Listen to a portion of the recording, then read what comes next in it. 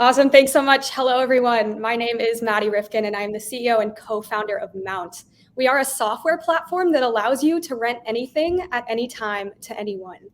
Now, I know that's really broad, so to bring the focus back, where we are started is within the Airbnb market. Now, the massive problem within the Airbnb market is that the host really only can capitalize on revenue that comes directly from a booking. They can't capitalize on the guests when they're staying at the property and upsell them on experiences like a bike rental, a scooter rental, or even a golf cart rental.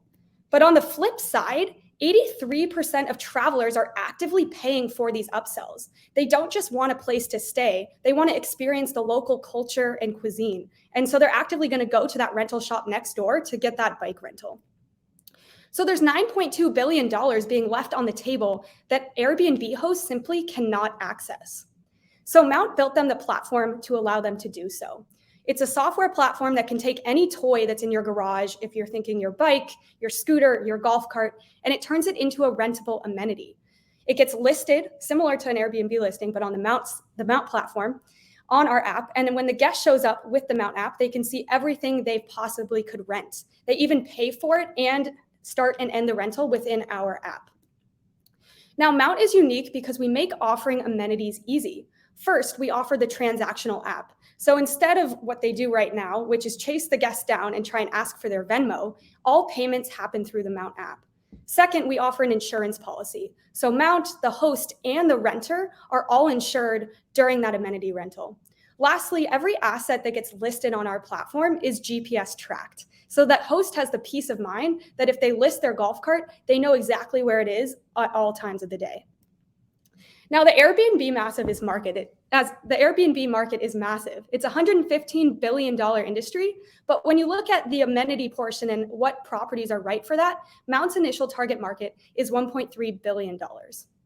And our business model is quite simple. We have our annual subscription, which charges the host for any asset they list. So any asset that gets on the Mount platform, they're paying $15 a month. We then take a percentage of the rental revenue. So anywhere from 10 to 20% of each rental that Mount facilitates is coming back to us. Now, the biggest objection we currently get is that the Airbnb market is dispersed. There's hosts everywhere around the world. How on earth are you going to find them all? Well, I'm here to tell you Mount has found the key to aggregate the market, and it has to do with our strategic partners. First of all, you have social media influencers. These are self-proclaimed masterclass teachers, Airbnb hosts, who make anywhere from $10 to $15 million a year off of their Airbnb listings. They now go around and teach upwards of 100,000 Airbnb hosts at a time to do what they're doing. We posted in an influencers Facebook group on the opportunity to list amenities, and within an hour, 207 hosts responded wanting to list these amenities. Now, our scalable go-to-market strategy has to do with property management software. 95% of Airbnb hosts are using a third-party software to do the management of their property. Mount came up with a list of 5 property management systems that we wanted to integrate that were focused on the guest experience. At the top of our vision board is a company called Operto. They're massive in the space, and not only have they worked with vacation rentals, but they also started in the hotel and boutique hotel space. I had the opportunity to meet the CEO a few weeks ago, and I got to tell him how he was on our vision board, and maybe in 2 years we'd like to integrate with him, meaning Mount would eventually become the company in the space for the guest experience.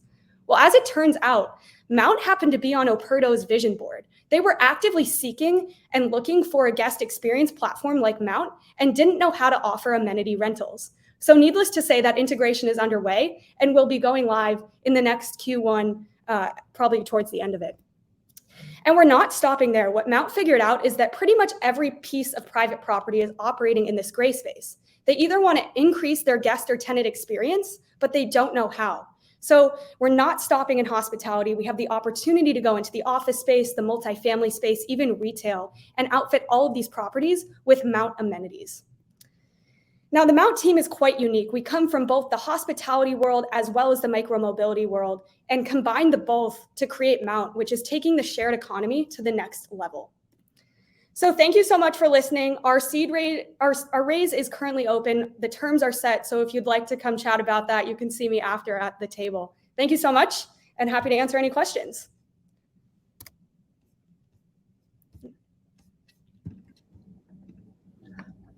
Awesome, Madi. Thank you so much. All right. So we've got our first entrepreneur in the hot seat. Investors, what do you have to say? Who has a question for Madi? All right. Ayush, go ahead. Hey, Madi, thank you so much for presenting. I would love to know a little bit more about your background and kind of the genesis of the idea for Mount. Yeah, so my background actually started when I was quite little. I've been developing bike locks since I was 12, and that's actually what spurred me to go into the micromobility market, because Bird and Lime, as you probably know, do not have locks. So they caused a massive chaos. So I was consulting for those companies on their various locking situations for the past 3 years, and then jumped into hospitality during COVID. Yeah, it helps when you get started at 12 as an entrepreneur. So she's only 13 now, but it's all working out great. Okay, next question. Yeah, Steve, go ahead. Can you just walk us, hi Madi, enjoyed the presentation. And I was wondering if you could walk us through the like the unit economics a little more. I mean, I saw that it was like, the 10%, but just kind of like your acquisition costs as well, and how things can stay available, like through incentives and things like that. Yeah, so our unit economics are quite simple. When the host signs up for a Mount amenity, basically to list their own bike or scooter, they are paying for that IoT device. And so it gets shipped to them, and that's what enables their amenity to be connected to our platform and be available. So really our only acquisition cost for the customer is on the marketing side. We send them a package to market their amenity, give them tips and tricks, and quickly onboard them. But from a cost standpoint, our CAC is pretty low because of that. All right, next question. Yeah, go ahead, Ash. Hey, Madi, I loved your presentation. Great job. So my question was, I'd love to understand your key barriers to entry, or really what's the core components of your IP. Would you say your IoT device is really one of the key pieces of your IP? And are you producing that device, or do you have a channel partner that produces those devices on your behalf? Yeah, so actually the key defensibility of Mount is in the software. So the software is pretty much IoT device agnostic. And we did that because of COVID and the way it disrupted the supply chain. So we didn't want to be beholden to one company that then couldn't supply us the device to list amenities. So in that case, we're not producing the hardware. We did originally start there, but not anymore. And then also, I think the other piece of defensibility is the fact that our software platform has this easy integratable feature into property management systems. That's kind of the core unique feature that really no other guest experience kind of has on the market right now. So that's kind of the software would be the defensibility. All right, and one more. Aubrey, do you have a question? Yeah, go ahead. Yeah. Madi, so what is your moat or defense strategy against Airbnb moving into, amenities? Yes. So that's a great question. We get that one often, like what stops Airbnb from doing this? So Airbnb is really focused on just maintaining the market share within short-term rentals.